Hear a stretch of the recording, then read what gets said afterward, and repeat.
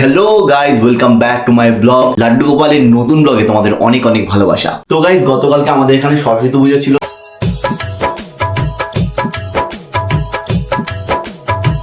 আজকে না আমার ঘুরতে যাওয়ার কথা ছিল। আজকে যেহেতু শনিবার এবং কালকে রবিবার, পরপর দুদিন ছুটি, তাই আমার ঘুরতে যাওয়ার কথা ছিল। কিন্তু দুঃখের কথা হচ্ছে আজকে আমি ঘুরতে যেতে পারিনি। তার একটাই কারণ, গতকালকে রাত্রেবেলা একটা মেল এসছে, আমরা যেখানে ঘুরতে যাবো, যেখানে সব বুকিং ছিল, সেখান থেকে মেল এসছে যে আজকে অতিরিক্ত তুষারপাতের কারণে সবকিছু বন্ধ। তাই আজকে আর ঘুরতে যাইনি, বাড়িতেই ছিলাম। ঘর দোয়ার পরিষ্কার করলাম। পেছনটা দেখছো কিরকম চকচক করছে আমি জানি, বাট ঠিক আছে, যাই হোক, পেছনটা পরিষ্কার করেছি। আর সারাদিন আজকে নেটফ্লিক্স দেখেছি, ট্যাবে এটা করেছি, তোমাদের সাথে আজকে ইউটিউবে লাইভও করেছি। তো আজকের দিনটাকে বৃথায় যেতে দেবো না, তাই আজকে আমি ঠিক করেছি আজ প্রায় 1 মাস পরে মাটন বানাবো ঘরে। আর মটন যেহেতু 1 মাস 1.5 মাসে একবার খাই, তাই একটু ভালোভাবে কষিয়ে বানাবো। তাই জাপানি জিনিসপত্রগুলো দিয়ে আমাদেরকে বানাতে হয়। কি কি দিয়ে বানাচ্ছি চলো দেখবে। তো গাইজ, এইটা হচ্ছে জ্যাপানিজ মটন, যেটা হচ্ছে আমরা ফ্রোজেন কিনে নিয়ে আসি। দেখো 2200 টাকা নিয়েছে এই মটনটা, কতটা আছে জানি না, কারণ প্যাকেট হিসাবে কিনি। তো এরকম বোনলেস মটন নিয়ে এসেছি। এখানে বোনওয়ালা মটনও পাওয়া যায়, কিন্তু আমার একটা ভালো লাগে না। তো এটা ফ্রোজেন মটন, এটাকে এবার কাটবো, কেটে জলে ভিজিয়ে রাখবো কিছুক্ষণ। ঘন্টাখানিক জলে ভিজিয়ে না রাখলে এটা তোমার হচ্ছে গলবে না, নাহলে রান্নাও করা যাবে না, সিদ্ধ হবে না। তো গাইজ, সবার আগে মটনটাকে কেটে নিই একটু। থোড়া वो घबराए थोड़ा सा शर्माए उगले यहाँ फिर वहाँ प्रीत लुटाती फिर झमझम झम बरसे ओ तेरी भी तरह प्रिया प्रिया बोले क्या ये बोले जानू ना। তো গাইজ, এই যে কলটাকে দেখছো না, এটা হচ্ছে এইদিকে ঠান্ডা জল, বাবা এদিকে ঠান্ডা জল, আর এই দিকটা হচ্ছে গরম জল। মাঝখানে নিউট্রাল জল পড়ে, ঠান্ডা গরম মিক্স করে পড়ে। এদিকে হচ্ছে খুব গরম পড়ে, আর এদিকে হচ্ছে ঠান্ডা জল পড়ে। তো আপাতত আমি মধ্যম জল দিয়ে করেছি, বেশি গরম জল দিয়ে করলে টেস্টটা নষ্ট হয়ে যায়। একটু ভিজিয়ে না রাখলে এটা আবার, এটাই সমস্যা, আর কিচ্ছু না। আর গাইজ, আর একটা কথা, মটন করতে গেলে যেহেতু টমেটো আর দইটা বেশি লাগে, তো আমি দই না অনেক দিন আগে ঠান্ডার জন্য দইটা খাওয়া হয়নি। আগে খুলে দেখি, দেখো তো গাইজ, দইয়ের মধ্যে একদম শ্যাতলা পড়ে গেছে, কিন্তু গন্ধ নেই, জানো তো, সেরকম কোনো গন্ধ নেই। কিন্তু মানে ওই যে পচা যে গন্ধ, সেরকম নেই। তো ওপর দিয়ে দাঁড়াও, চামচটা দিয়ে ওপরটা ফেলে দিই একবার, দেখি তো তারপরে কেমন লাগে। এখানে খাবার এসে প্রিজারভেটিভ দেওয়া থাকে না, তো তাই কোনো কিছুকে সহজে নষ্ট হয়ে যায়।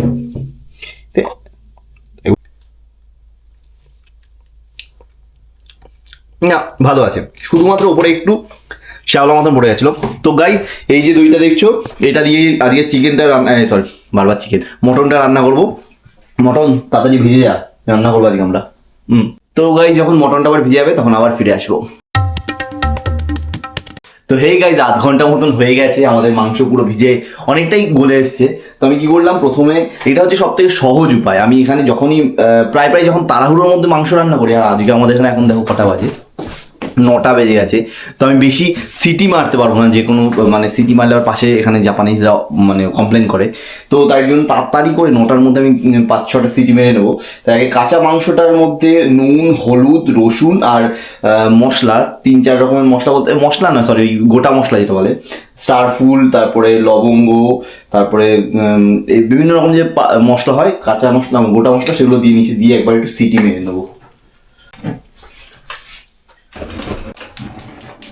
তো আগে আমি 5-6টা সিটি মেরে নেবো। এখানে ফ্রোজেন মটন তো একটু সিদ্ধতে সময় লাগে।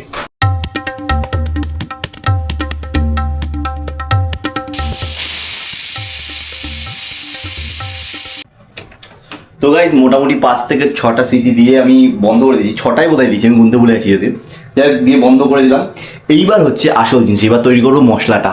তো গাইজ, মশলা করার জন্য 2খানা মাঝারি সাইজের পেঁয়াজ নিয়ে নিয়েছি, আর একটা গোটা মানে 1 কোয়া, পুরো কোয়া নয় সরি, এটা কি বলে, 1 ফালি পুরো, কি বলে এটাকে বাংলায় আমি জানি না, যাই পুরো 1 আটি রসুন নিয়ে নিয়েছি। কি অবস্থা, যাই হোক, পেঁয়াজটাকে আমি কুচি কুচি করে কাটবো, বাটা করবো না, আর এটাকে বাটা করবো, আর সাথে আদা বাটাও করবো। जब किसी की तरफ दिल झुकने लगे बात आकर जुबां पे रुकने लगे आंखों आंखों में इजहार होने लगे बोल दो अगर तुम्हें प्यार होने लगे प्यार होने लगे प्यार तो होना ही था। তো গাইজ আমার মতন কে কে তোমরা এরকম কাজ করতে করতে বা রান্না করতে করতে বা বাথরুমে স্নান করতে করতে গান গাও? হোনা হি থা। আমরা জানি আমরা ভালো গাই না, তো আমরা বাথরুম সিঙ্গার। ইয়ো ইয়ো। আর গাইজ তোমরা কেউ কমেন্ট করবে না যে দাদা তোমার ধেড়ে গলা। তো গাইজ আমার পেঁয়াজ কাটা হয়ে গেছে, রসুন ছোলা হয়ে গেছে, এবার রসুনটাকে একটু পেস্ট করে নেবো। আর কি যেন লাগবে, ও আদা লাগবে, সরি।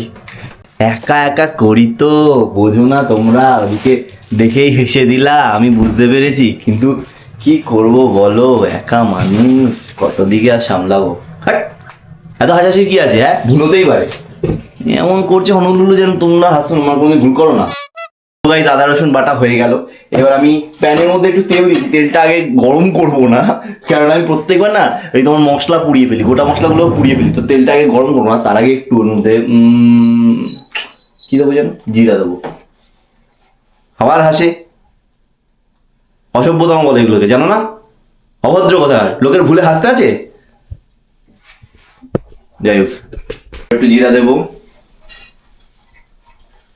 তেজপাতা দেবো, আমি তেজপাতা এখানে রাখি, এই দেখো নিজের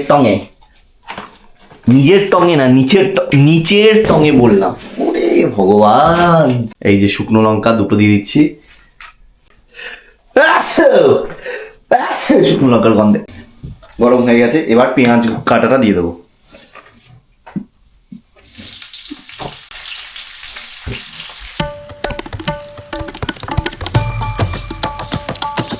তো গাইস পেঁয়াজ একবারে লাল লাল হয়ে ভাজা হয়ে এসছে, এর মধ্যে এবার আগে আদা রসুনটা দেবো, কারণ আদা রসুনের কাঁচা গন্ধটাকে ভেজে যদি না তোমার ইয়ে করা হয়, না কমানো হয়, তাহলে ভালো লাগবে, পুরো ঝোলটাই নষ্ট হয়ে যাবে। আর আমি পুরো ঝোলটাই কিন্তু কোনো কাঁচা লঙ্কা দিচ্ছি না, পুরোটা হচ্ছে তোমার ইয়ে করছি, শুকনো লঙ্কা দিয়েই করছি। আমি জানি একটু শরীরের জন্য, স্বাস্থ্যের জন্য ভালো না, তবুও শুকনো লঙ্কা দিয়েই করছি। হোক ভালো, তখন দেখি এটা কি হবে, এটা ঠান্ডা হয়ে গেছে। এই যে এটার মধ্যে নুন, হলুদ আর লঙ্কা গুঁড়ো দিয়ে আমি এটাকে ফুটিয়ে নিচ্ছি, আর এর মধ্যে নুন, হলুদ আর লঙ্কা গুঁড়ো ঝালটা ঢুকে গেছে। এইবার এটাকে দেবো হচ্ছে এই ঝোলের মধ্যে, মানে এই মশলার মধ্যে। এরকমভাবে রান্নাটা করলে না আমার ক্ষেত্রে অনেক তাড়াতাড়ি হয়। এবার জানি না তোমাদের কিরকম মনে হয়, হতে পারে অনেকে কষিয়ে নিয়ে তারপর এটা সিটি মানে, এটা আমি অনেকবার করে দেখেছি, কিন্তু আমার ক্ষেত্রে হয় ওটা একটু দেরি হয়ে যায়, মানে খেতে লাগে বড় জোর 10 মিনিট আমার, আর রান্না করতে লাগে 2 ঘন্টা। মানে ভাবো 2 ঘন্টা রান্না করি, কত কিছু খাটাখাটনি করে, হাত পুড়িয়ে, এত কিছু বাটা মশলা করে, মাত্র 10 মিনিট খাওয়ার জন্য। এমনি কি এটা পাপি পেট কয়? তো প্রথমে দেবো হচ্ছে ধনে গুঁড়ো।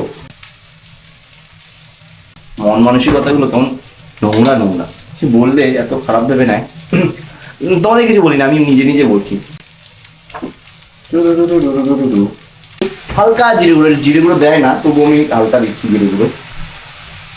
আর সাথে আমার যেটা সবথেকে বেশি টেস্টি লাগে সেটা হচ্ছে না ওই তোমার গোলমরিচের গুঁড়ো দিতে। গোলমরিচের গুঁড়ো দিলে আমার যে কোনো কিছু দেবে, যেমন ডিম আমলেটেও ভালো লাগে, নর্মাল নিরামিষেও ভালো লাগে, সেরকম আবার তোমার ইয়েতেও ভালো লাগে, খাসির মাংস বা মুরগির মাংস তো গোলমরিচের গুঁড়ো। তো গাইস এখানে দই দেওয়ার পর মশলাটা অনেকটা কষে এসছে, তেলও ছেড়ে দিয়েছে, কিন্তু এর আগে আমি আর একটা কাজ করবো, সেটা হচ্ছে গিয়ে ঝোলটার থেকে মাংসটা আলাদা করে নেবো। এই কাজটা একটু হ্যাপা, তোমরা না, কোনো সমস্যা নেই, তোমরা না করলেও করতে পারো, এরকমভাবে মাংসটাকে সরাসরি এখান থেকে তুলে নিয়ে দিয়ে দিতে পারো, কিন্তু আমি সেটা করবো না। আমি যেহেতু এই তাওয়াটা আমার লাগবে, আমি এর মধ্যে এখন রুটি বানাবো, হ্যাঁ রুটিও বানাবো, তো তাই জন্য আলাদা করে নিলাম মাংসটাকে। আগে ঝোলটাকে আলাদা করে নিয়েছি, নেওয়ার পর এই যে মশলাটা আছে, মশলাটাকে এর মধ্যে দিয়ে দেবো। এই যে মশলাটা আছে, মশলাটাকে এর মধ্যে দিয়ে দেবো।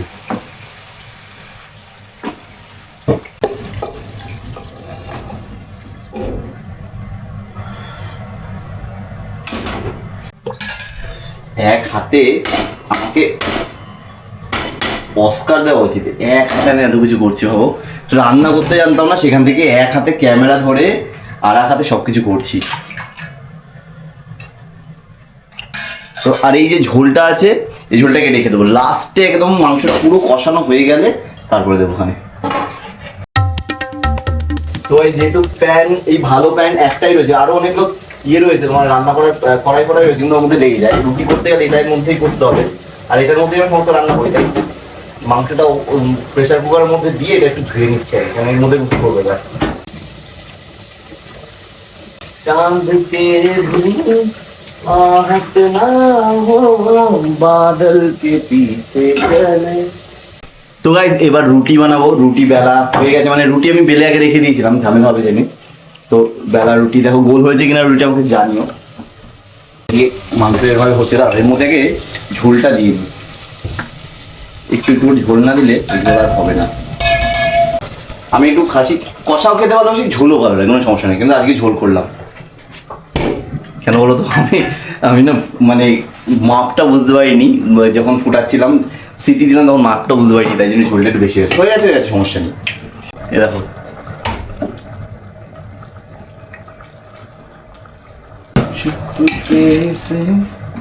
রুটিও হয়ে গেছে আমার, এটাই লাস্ট রুটি। আর সাথে হচ্ছে কি তোমার মাংস এদিকে এরকম রং ধরেছে দেখো, সুন্দর উপরে তেল বেরিয়ে এসছে। খাসির মাংসে একটু তেল বেশি না দিলে হয় না, আমি যদিও তরকারিতে তেল কম খাই, কিন্তু খাসির মাংস একটু না দিলে হয় না।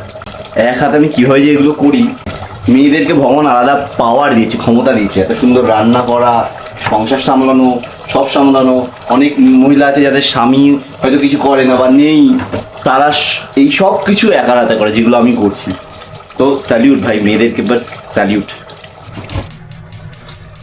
তো হয়ে গেল গাইস, এই যে আমার রুটি। এবার চলো খাই, খেয়ে টেস্ট করে বলি যে কেমন হয়েছে।